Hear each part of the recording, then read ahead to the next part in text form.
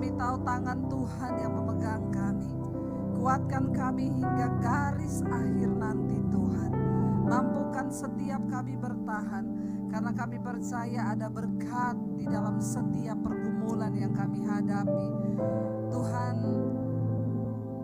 jelaskan setiap rahasia firman-Mu bagi kami hari ini.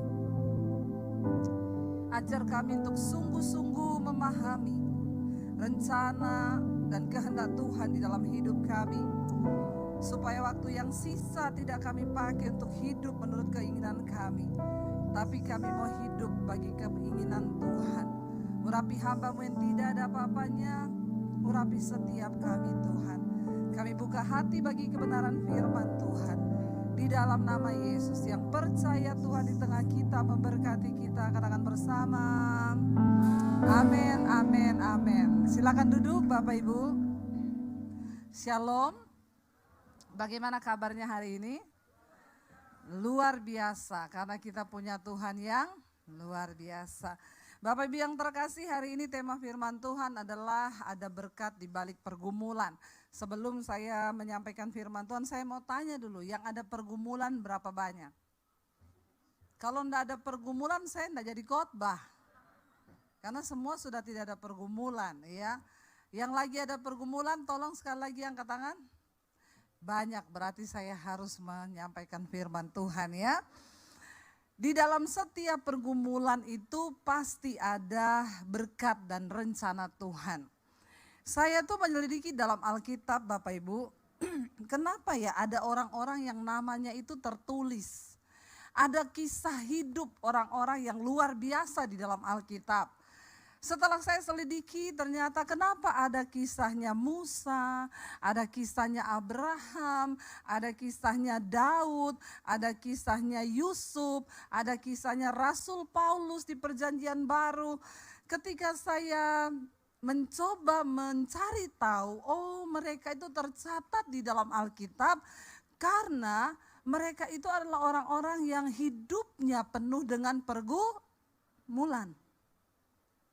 Bukan orang-orang gampangan, tapi orang-orang yang menang dan berhasil keluar dari setiap pergumulan. Yang namanya hidup ini pasti ada pergumulan. Makanya kalau ada yang datang sama saya, Bu Debbie, saya itu banyak masalah. Puji Tuhan, berarti ibu masih hidup. Amin. Kalau sudah tidak ada pergumulan, ya tempatnya di rumah Bapa. Tulisannya RIB.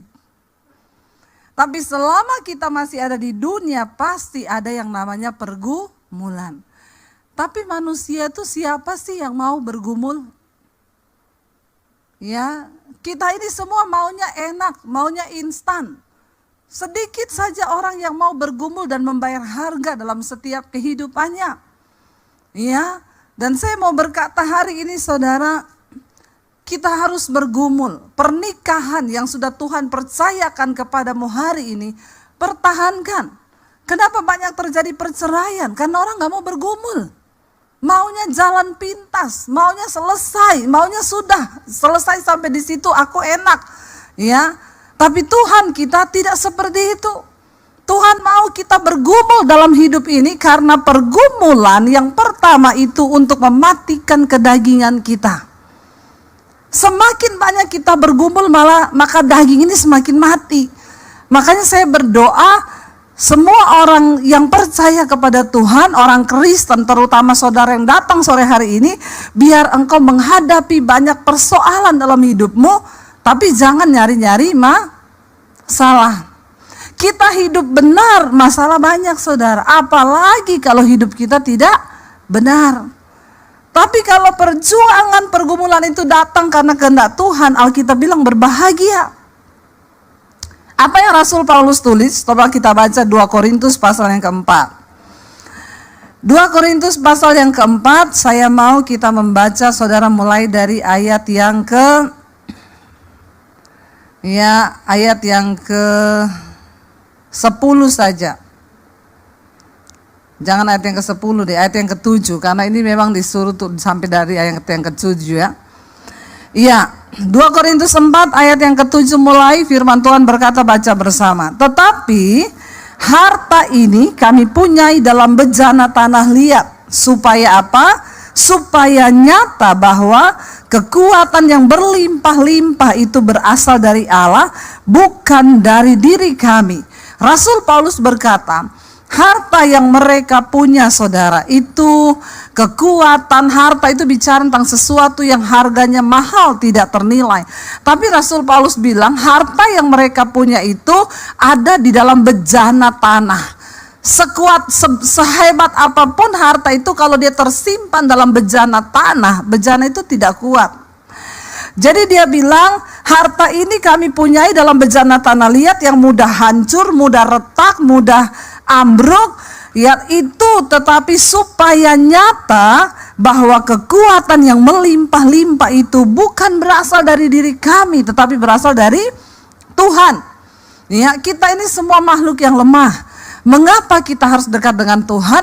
Supaya kita beroleh kekuatan ketika kita menghadapi pergumulan. Ayat yang berikutnya dikatakan ayat 8. Dalam segala hal, baca bersama ayat yang ke-8, saudara. Ya, baca 1, 2, 3. Dalam segala hal kami ditindas namun tidak terjepit. Kami habis akal namun tidak putus asa. Kami dianiaya namun tidak ditinggalkan sendirian. Kami dihempaskan, ayat yang 9. Ya, kami dianiaya namun tidak ditinggalkan sendirian. Kami dihempaskan namun tidak binasa.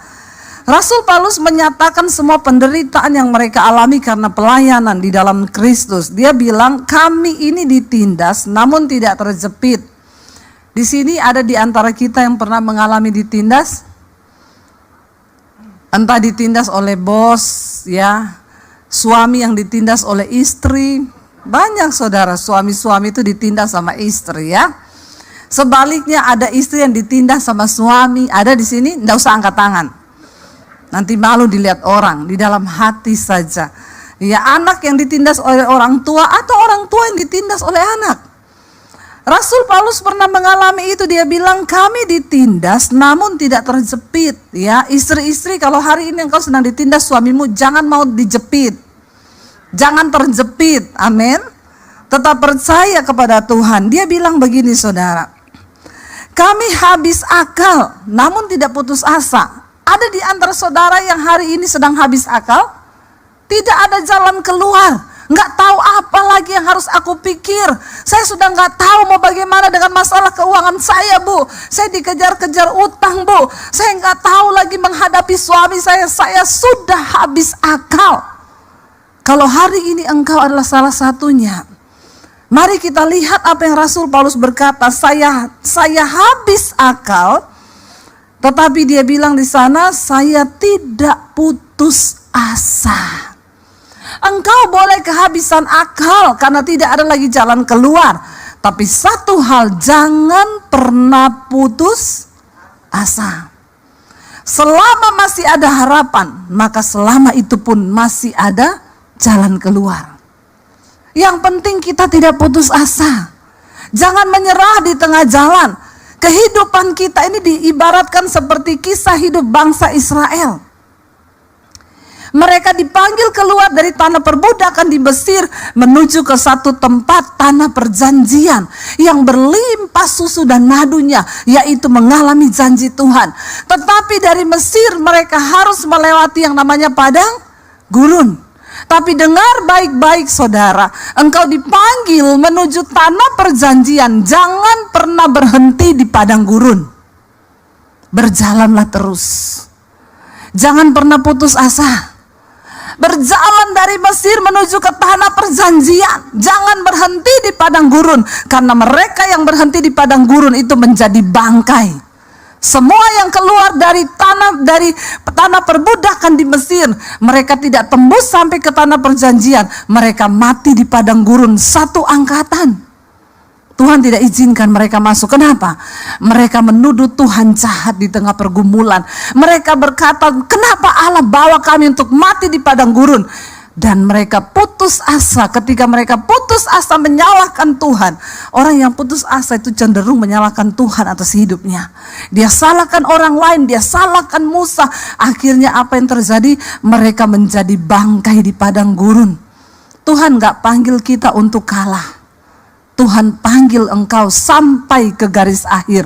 Akhiri pertandingan imanmu dengan baik. Katakan amin. Seorang pelari, saudara, dikisahkan dia berlari ikut lomba.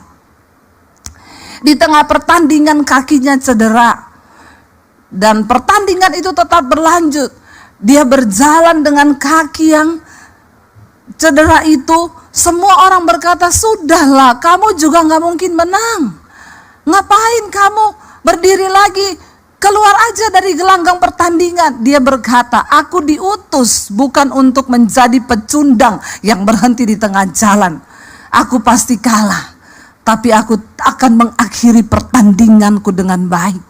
Aku akan tetap mencapai garis finish sekalipun aku adalah kalah dan yang terakhir.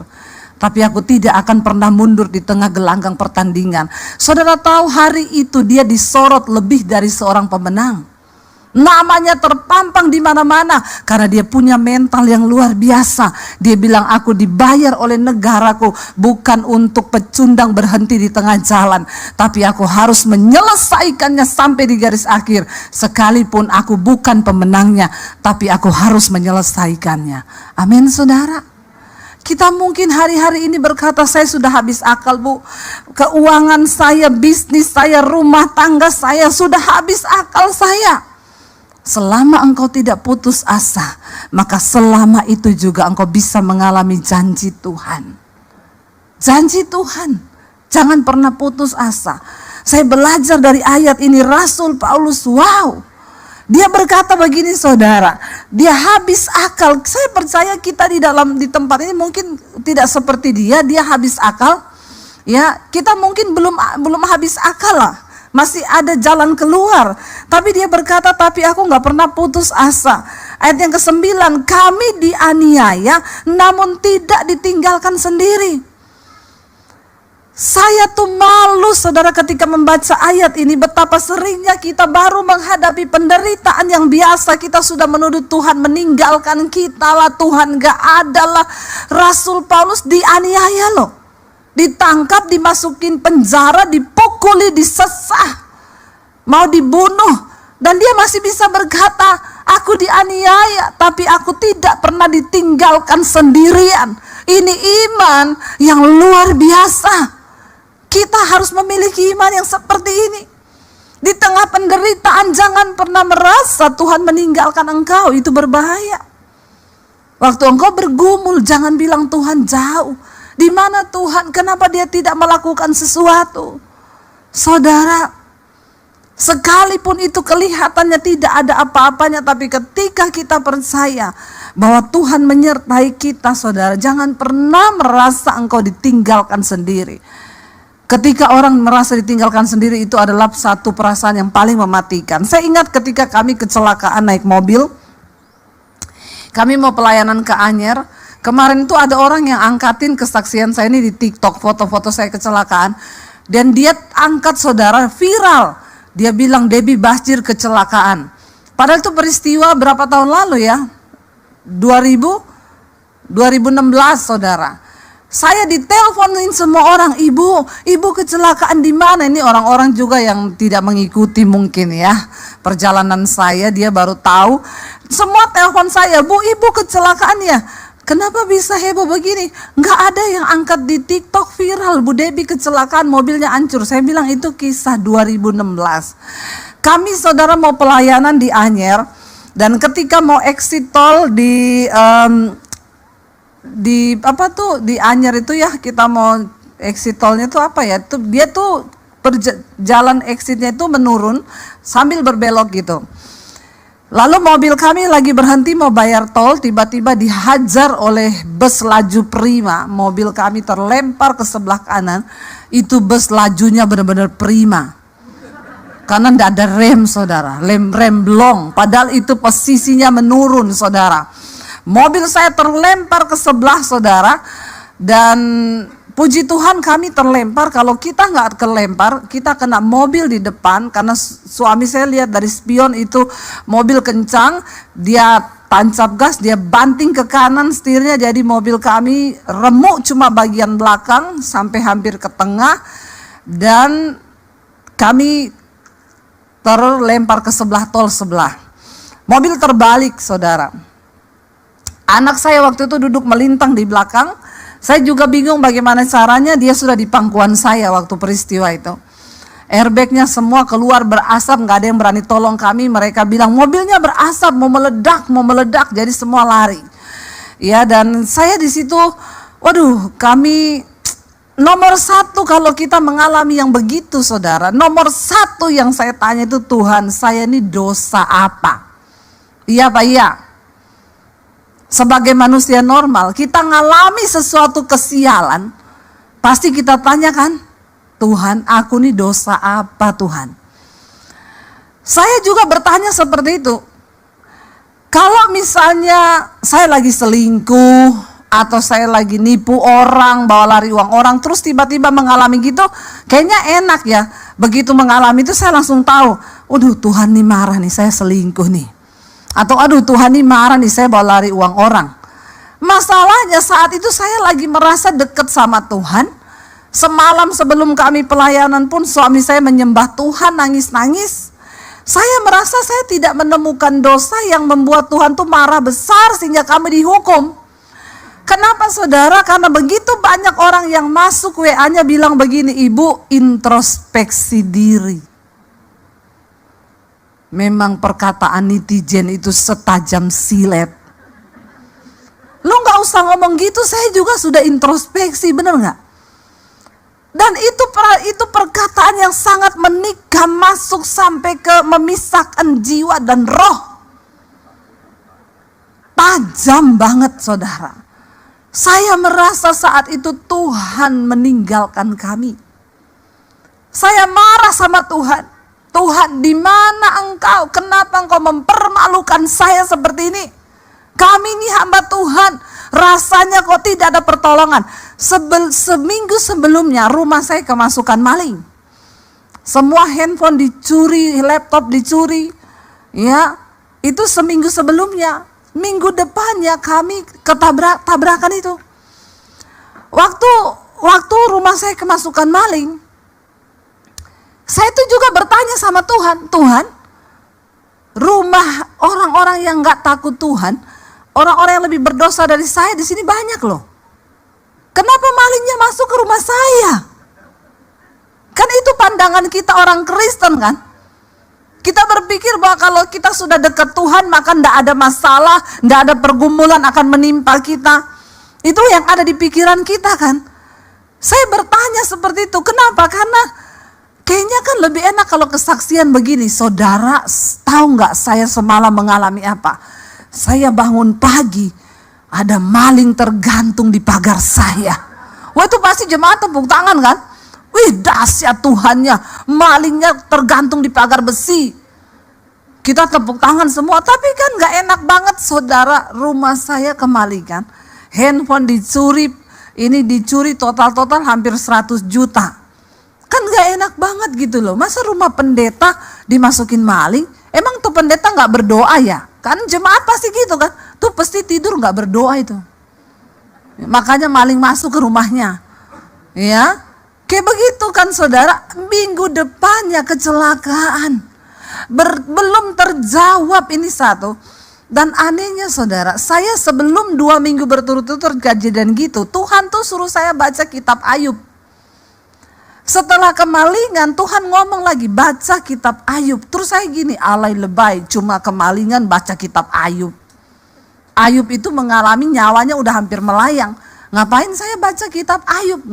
Enggak lah. Setelah saya kecelakaan itu saudara, saya merasa Tuhan meninggalkan saya. Tuhan itu jauh dari saya dan itu adalah perasaan yang sangat mematikan. Dan kayaknya itu bisa membuat kita mundur ketika kita sedang dalam pergumulan. Itu yang iblis tanamkan di dalam pikiran kita. Kenapa ketika Yesus mati saudara, dia bilang, Eloi, Eloi, lama sabachthani. Yesus berseru, dia bilang, "Bapa, Bapa, mengapa engkau tinggalkan aku?" Yesus gak peduli nyawa dicabut. Dia sangat bersedih ketika dia tahu bahwa Bapa, dia terpisah dengan Bapa. Karena sesuatu yang perasaan yang paling mematikan adalah ketika kita merasa kita ini ditinggalkan oleh Tuhan. Yesus terpisah dari Bapa karena dia harus mati 3 hari, dia turun ke alam maut. Saudara, ya, jangan pernah merasa ditinggalkan sendirian. Ketika saya bergumul, saudara, orang menghakimi, kenapa ibu kecelakaan? Ya begini-begini, harus introspeksi diri. Karena dikirimi ayat lagi. Firman Tuhan berkata, rancanganku bukan rancangan kecelakaan. Kalau sampai ibu kecelakaan, berarti itu bukan rancangan Tuhan. Waduh, saya nangis, saya tersudut, saya terisak, saudara.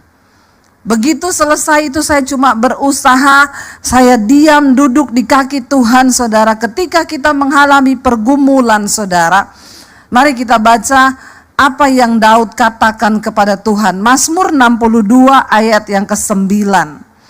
Mazmur 62 ayat yang ke-9. Ini kunci kemenangan di dalam engkau mengalami pergumulan hidup.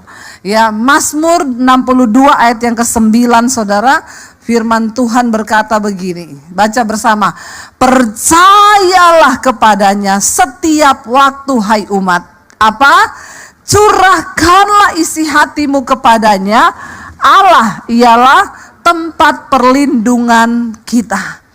Ketika engkau menghadapi persoalan pencobaan, jangan curhat ke orang lain. Duduk di kaki Tuhan dan curahkanlah isi hatimu kepadanya. Saya bilang, Tuhan, kenapa engkau meninggalkan kami, Tuhan? Di dalam itu saya mencoba untuk memahami rencana Tuhan, apa yang sedang Tuhan kerjakan. Tapi setelah itu lewat, saudara, kami juga dari asuransi tidak diganti apa-apa. Ya, saya juga nggak ngerti masalah hukumnya bagaimana, tapi ya sudahlah. Ya, saya cuma percaya aja. Nggak berapa lama Tuhan ganti mobil kita yang baru. Ya, dikasih mobil Innova terbaru. Orang-orang yang mencemooh saya WA begini, "Bu, ternyata ya rencana Tuhan ibu tabrakan karena mau diganti mobil ya, Bu." Memang orang Kristen tuh mulutnya. Terus saya bilang, "Ibu mau gak ganti mobil Mercy terbaru?" Saya doakan ibu masuk di bawah kontainer. Mulutmu itu loh. Ya, waktu lihat kita celaka dia bilang introspeksi diri. Karena rancangan Tuhan bukan rancangan kecelakaan. Lihat saya naik mobil baru. Ternyata rencana Tuhan ya, Bu. Ibu kecelakaan karena mau diganti mobil, pret. Ya, saudara, cobalah mengerti rencana Tuhan atas hidup kita. Ketika engkau ada dalam pergumulan, curahkan isi hatimu kepada Tuhan. Tidak usah dengar kanan kiri, jangan sampai engkau putus asa, kata Rasul Paulus. Aku ditindas ya, tetapi aku tidak putus asa. Kami dianiaya, tidak ditinggalkan sendiri. Kami dihempaskan, namun tidak binasa, kata Rasul Paulus. Kita ini perlu malu, saudara. Rasul Paulus tuh disiksa, tapi dia bilang Tuhan tidak tinggalkan loh. Kita ini cuma masalah-masalah, dihina, difitnah, masalah utang, udah ngomong Tuhan meninggalkan. Kita ini belum menderita karena nama Yesus loh. Orang Kristen penderitaannya itu paling banyak karena kebodohannya sendiri sih. Belum ada yang penderitaan karena kenapa kamu menderita? Karena nama Yesus nih saya mau dibunuh, saya dianiaya. Saya jarang tuh hadapi gitu. Paling yang datang, "Bu, saya ini menderita banget. Kenapa? Terjebak hutang online." Itu kan masalah-masalah yang dibuat sendiri kan, karena kedagingan, gak mampu mengendalikan. Lalu saudara, Rasul Paulus berkata begini, ayat 10. Kami senantiasa membawa kematian Yesus dalam tubuh kami, supaya kehidupan Yesus juga menjadi nyata dalam tubuh kami. Kita nggak akan pernah bisa melihat kemuliaan Tuhan kalau kita tidak mati dulu bersama-sama dengan Yesus. Pergumulan itu adalah proses kematian daging kita, membawa kematian Kristus dalam tubuh kami. Lalu dikatakan di sana, saudara, ayat yang ke-11, sebab kami yang masih hidup terus menerus diserahkan kepada kepada maut karena Yesus, supaya juga hidup Yesus menjadi nyata dalam tubuh kami yang fana ini. Saudara, dikatakan sebab kami yang masih hidup ini. Saya mau tanya, saudara masih hidup? Masih hidup kan?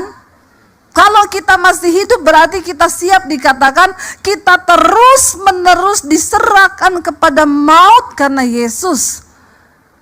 Itu artinya apa, saudara? Selama kita masih hidup, ya bayar harga. Kalau engkau difitnah, ndak usah marah. Lepaskan pengampunan, amin. Kalau engkau dianiaya, terima itu. Ndak usah engkau balas. Pergumulan mematikan daging itu perlu bagi kita ini supaya kita berkenan. Karena bukan orang sembarangan yang masuk surga, saudara. Orang-orang yang teruji, yang dimurnikan oleh Tuhan. Saya pengen kita lompat, saudara, ayat yang ke-16. Kalau kita lihat judul perikopnya di sana berkata, jangan tawar hati juga waktu menghadapi maut. Ayat yang ke-16 baca bersama, 1, 2, 3. Sebab itu kami tidak tawar hati, tetapi meskipun manusia lahiriah kami semakin merosot, namun manusia batiniah kami dibaharui dari sehari ke sehari. Bagaimana supaya kita bisa mengalami berkat dalam setiap pergumulan? Jangan tawar hati. Katakan, tawar hati itu sudah gak ada rasa apa-apa. Saya sudah tawar, gak ada rasa lagi sama Tuhan. Jangan tawar hati, ya. Engkau mau sedih, boleh sedih, duduk di kaki Tuhan. Engkau mau kecewa pun boleh, engkau manusia, tapi sebentar saja, lalu duduk di kaki Tuhan. Orang yang sudah tawar hati itu susah, saudara. Hidupnya juga sudah, ya udahlah tawar-tawar aja sama Tuhan, gak Tuhan-Tuhanan. Dia berkata begini, kami tidak tawar hati, meskipun manusia lahiriah kami ini semakin merosot. Namun manusia batiniah kami dibaharui dari sehari ke sehari. Saudara, yang namanya tubuh lahiriah kita ini pasti merosot. Ya, mau saudara itu tarik tiap hari 1 kali, 2 kali, 3 kali. Mau saudara suntik kanan kiri, mau diapain juga, ini manusia lahiriah pasti merosot. Jadi engkau jangan terlalu fokus dengan kecantikan lahiriahmu, tapi engkau abaikan manusia batiniahmu. Banyak orang itu gak suntik, gak apa. Dia sudah tua, saudara, ketemu orang bilang, ih ibu kok cantik banget ya, umur berapa bu? 76, natural aja. Kenapa? Karena manusia batiniahnya dibaharui. Dia buang kepahitan, dia buang dendam, dia buang sakit hati, dia buang dosa-dosa, dia hidup dalam kekudusan. Manusia batiniahnya dibaharui. Jadi orang ketemu dia, ih awet muda ya, kayak saya ini loh. Masalah buat lo. Kok kayaknya keberatan ya.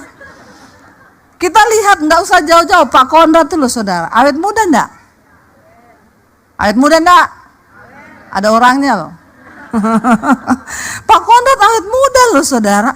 Waktu manusia batiniah kita dibaharui, ya, memang manusia lahiriah kita ini merosot, akan semakin tua, ya keriput itu pasti. Makanya engkau jangan terlalu fokus hanya kepada manusia lahiriahmu. Engkau dandani dengan semua hal. Engkau, ya, banyak orang itu saya lihat saudara, mereka nge-gym setiap hari. Mereka check up setiap bulan. Mereka minum semua vitamin. Olahraga itu baik. Tapi jangan engkau berpikir nyawamu, hidupmu ditentukan dari usahamu olahraga itu. Itu engkau sudah menaruh sesuatu lain kepada Tuhan. Engkau menjaga kesehatan itu baik. Tetapi jangan engkau berpikir setelah engkau menjaga kesehatan terus engkau umur panjang, engkau nge-gym saya pasti umur panjang. Hello, hidup mati di tangan Tuhan. Makanya engkau harus fokus membangun manusia batiniahmu, karena ini nanti akan menghadap Tuhan. Kalau manusia batiniahmu bobrok, engkau cuma pikir manusia lahiriahmu, di hadapan Tuhan nanti saudara, namamu itu tidak akan tercatat dalam kitab kehidupan. Saudara, saya pernah lihat, saya pernah cerita sama saudara, ada anak muda umur 38 tahun. Nge-gym saudara, tiap hari. Makan ditimbang, kalorinya berapa, ya karbohidratnya berapa, lemaknya berapa. Kalau saya sudah makan ini, nanti siang saya cuma makan pisang 1. Kalau mau tidur malam dia timbang saudara, kelebihan 2 ons, diturunin dulu, olahraga dulu, baru tidur.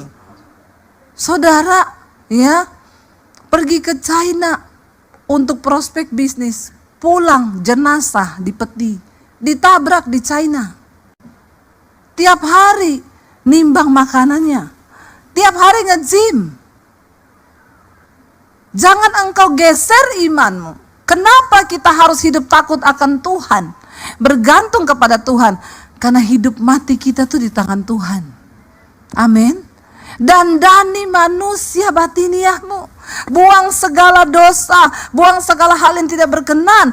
Pergumulan akan membawa kita untuk dekat kepada Tuhan. Saya bacakan di mesbah doa beberapa waktu yang lalu kesaksian seorang ibu. Dia bilang gini, Bu Debbie, saya itu dengan suami saya dulu kami hidup pas-pasan, suami saya pelayanan. Tiba-tiba dapat proyek di Jakarta, Bu. Dia di luar kota di Manado.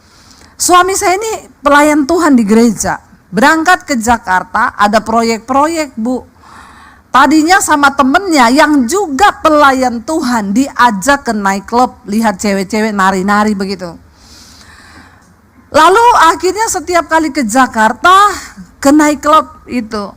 Satu saat, Bu, bukan hanya ke nightclub, tapi bawa cewek masuk ke hotel. Ya, saya tidak tahu karena saya percaya suami saya ini hamba Tuhan. Ya, setiap hari dia video call, dia ini. Lalu, Bu, satu saat Tuhan itu pasti ada cara untuk membukakan. Jadi bapak-bapak ya, sepandai-pandainya tupai melompat, satu saat pasti kepleset juga. Makanya banyak bapak-bapak mati serangan jantung karena banyak selingkuh. Ya, deg-degan itu hati ya. Jantung berpacu dengan cepat saudara. Kortisol naik, darah mengental jadi hitam ya, serangan jantung. Makanya bertobat bapak-bapak. Dia bilang Tuhan bukakan, ibu tahu bagaimana? Dia ini udah mau check out dari hotel, dia selfie, Bu, pakai kacamata hitam. Di kacamatanya saya screenshot, saya besarkan, ada gambar, ada cewek. Hati-hati bapak-bapak, ini adegan berbahaya. Hanya dilakukan oleh para ahli saja. Ada cewek di kacamata hitam, dia screenshot, dia tanya, "Pak, maaf ya, di foto sama dia, ini perempuan di kacamatamu tuh siapa?" Abis akal dia. Dia jawab, "Tadi malam kayaknya ada setan masuk ke kamar saya." Pintarnya ya itu bapak ya, pintar dia loh. Dia bilang setan masuk, padahal masuk setan. Istrinya desak, tidak mungkin Pak, tidak mungkin, mending kamu jelaskan. Dia pulang ke Manado, dia jelaskan ke istrinya. Akhirnya dia bukakan semua. Selama 3 tahun ternyata dia sudah sering bawa perempuan ke hotel. Setiap kali ke Jakarta, pelayan Tuhan di gereja. Ya, hati-hati para pelayan Tuhan, engkau juga menjadi bidikan iblis.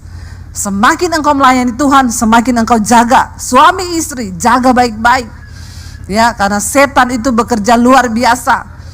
Ya, bukan berarti hanya para pelayan Tuhan, bapak-bapak juga semua. Ya. Saudara, akhirnya istrinya berdoa, "Tuhan, kalau memang pekerjaan ini membuat suami saya jauh dari Engkau, aku berdoa Tuhan, ambil pekerjaan ini. Mending aku hidup pas-pasan, tapi suamiku dan aku hidup takut akan Tuhan." Tiba-tiba suaminya kehilangan pekerjaan itu. 1,5 tahun suaminya tidak ada penghasilan. Akhirnya dia berbalik kembali kepada Tuhan. Dia menangis, dia tersungkur, mereka cari Tuhan lagi. Setelah suaminya bertobat, Tuhan pulihkan. Dia bilang, "Puji Tuhan, Bu, saat ini suami saya bekerja tapi satu kota dengan saya, dan puji Tuhan sekarang jabatannya dia diangkat sebagai kepala. Tapi sekarang kami hidup dalam takut akan Tuhan." Saudara, ya, Rasul Paulus berkata, "Mari baharui manusia batiniahmu, karena satu saat nanti kita akan menghadap Tuhan Tidak ada yang tersembunyi, nggak ada satupun yang tersembunyi. Iya, saya kemarin ketemu satu orang ibu, suaminya meninggal berapa bulan lalu. Saya datang, ibu, saya maaf ya, saya belum sempat ketemu ibu, saya turut berduka cita ya. Dia tarik tangan saya, bu, nggak usah berduka cita bu, memang dia pantas mati. Saya bilang, kenapa ibu berkata begitu? Ibu tahu sekarang saya ini kepahitan sama suami saya, bu. Dia selingkuh dengan janda, bu. Baru terbuka ketika dia mati, saya lihat di handphonenya. Suaminya mati serangan jantung. Bapak-bapak, hati-hati. Kalau satu saat kau mati nanti, handphonemu itu akan dibuka.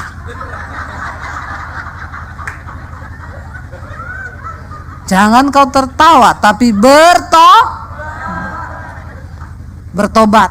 Karena mati itu kita nggak pernah tahu loh. Bener loh. Lagi nonton TV, lagi duduk, lagi main HP, mati. Nggak ada yang tahu. Makanya bangun manusia batinia kita dari hari ke hari dibaharui. Ayat 17 berkata, baca bersama, ini yang harus kita imani supaya hidup kita menang dalam pergumulan. 1, 2, 3. Sebab penderitaan ringan yang sekarang ini mengerjakan bagi kami kemuliaan kekal yang melebihi segala-galanya. Itu jauh lebih besar daripada penderitaan kami. Ingat baik-baik, pergumulan yang engkau hadapi hari ini tidak akan pernah melebihi kemuliaan yang akan engkau terima. Semakin besar penderitaanmu, semakin besar kemuliaanmu. Karena tidak pernah ada kemuliaan tanpa salib. Salib itu membuat Yesus dimuliakan. Kalau saudara mau dimuliakan, pikul salibmu. Mari supaya kita jangan lihat saya yang sekarang. Banyak orang bilang enak sekali Bu Debbie Basir sekarang jadi YouTuber, diberkati Tuhan, OTW kaya. Ya, saudara, penderitaan yang saya pikul sejak saya ikut Yesus tahun 95. Saya diusir keluar dari keluarga saya. Saya cuci baju di tempat kos-kosan. Saya tuh baru mengalami kemuliaan nih pandemi ini. Tapi saya tetap setia di dalam penderitaan. Saya tetap bilang aku percaya Tuhan. Aku sudah diselamatkan. Sekalipun aku menderita, Tuhan tidak pernah meninggalkanku. Ada waktunya kata firman Tuhan. Bahkan ada banyak di antara mereka yang tidak mengalami janji itu di bumi ini. Semua tokoh-tokoh di Alkitab, mereka mati tidak mengalami kemuliaan. Kemuliaannya itu kematian. Tapi mereka percaya ada upah sampai pada kekekalan. Itu tujuan kita saudara, di kekekalan.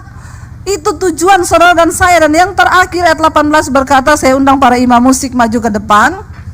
Ayat 18 baca 1, 2, 3. Sebab kami tidak memperhatikan yang kelihatan, melainkan yang tak kelihatan. Karena yang kelihatan adalah sementara, sedangkan yang tak kelihatan adalah kekal. Saudara, jangan hanya terlalu peduli pada apa yang kelihatan di dunia ini. Tapi mari kita mulai peduli kepada apa yang tidak kelihatan, yaitu hidup yang kekal, mahkota yang kekal. Alkitab berkata, satu saat nanti ketika kita berdiri di tahta penghakiman Kristus, maka akan haleluya.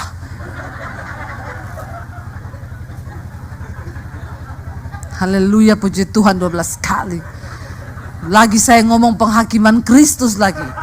Saya pikir benar-benar ya, halilintar menyambar dari sorga saudara ya. Biar intermezzo, biar pada gak ngantuk. Saudara, satu saat kita semua nanti akan berdiri di hadapan tahta pengadilan Kristus. Lalu di situ akan dibuka yang namanya buku kehidupan. Kalau nama kita ada di sana, maka kita akan menerima mahkota kehidupan. Seperti layaknya di Alkitab, orang-orang yang namanya tercatat sebagai tokoh-tokoh di dalam Alkitab, mereka yang sudah melewati pergumulan demi pergumulan dan mereka menang. Apa syaratnya supaya nama kita tercatat di dalam kitab kehidupan? Tuhan bilang, Mereka yang jubahnya terbukti tetap putih sekalipun mereka telah menderita banyak pergumulan dan penderitaan di bumi. Jangan pernah kau sangkal Tuhan. Pegang Kristus. Jangan pernah tinggalkan Yesus. Apapun persoalan yang kita alami saudara, pandang Yesus. Dan kita mau tetap berkata, kita tetap berdiri. Sekalipun di tengah badai, kami akan tetap pegang janji-Mu Tuhan. Mari kita bangkit berdiri bersama, kita naikkan pujian tadi. Terima kasih Bapa. Katakan bersama, ku kan tetap berdiri Tuhan di tengah badai. Berdiri di tengah badai dengan kekuatan yang Kau berikan sampai kapanpun ku kan bertahan karena Yesus selalu menopang. Ku kan bertahan dalam tekanan dengan kekuatan yang Kau berikan sampai kapanpun tak tergoyahkan karena Yesus selalu menopang. Ku kan berdiri, Katakan kami akan tetap berdiri tengah Yesus, badai tengah badai kehidupan. dengan kekuatan yang Kau berikan sampai kapanpun ku kan bertahan karena Yesus selalu menopang. Ku kan bertahan dalam tekanan dengan kekuatan yang Kau berikan sampai kapanpun tak tergoyahkan karena Yesus selalu menopang hidupku. Mari tutup mata kita dalam hadirat Tuhan. Hari ini Tuhan yang lebih tahu apa yang sedang saudara alami. Mungkin engkau berkata, Tuhan aku tertindas, aku habis akal di dalam pergumulanku hari-hari ini. Tapi jangan biarkan engkau putus asa. Tuhan yang memanggil kita adalah Tuhan yang setia. Dia ingin engkau tetap berjalan sampai ke tanah perjanjian yang Dia janjikan. Jangan pernah berhenti di padang gurun saudara. Engkau teruslah berjalan. Katakan, Tuhan kami butuh kekuatan-Mu. Kami butuh kekuatan-Mu sampai di perjuangan di akhir hidup kami nanti. Sebab kami dipanggil bukan untuk kalah dan menyerah. Kami harus menyelesaikan pertandingan sampai di garis akhir.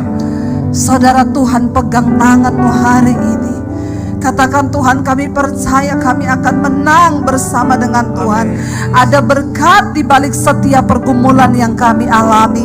Kami akan mencapai garis pada akhirnya nanti. Menyelesaikan setiap pertandingan iman dengan baik. Sehingga seperti Rasul Paulus berkata, aku telah mengakhiri pertandingan imanku dengan baik. Dan menjaga hati kami tetap ada kepadamu ya Bapa. Tuhan beri kekuatan kepada umat-Mu Tuhan. Mereka yang sedang dalam pergumulan, biar mereka boleh menang Tuhan. Sampai kami terima mahkota.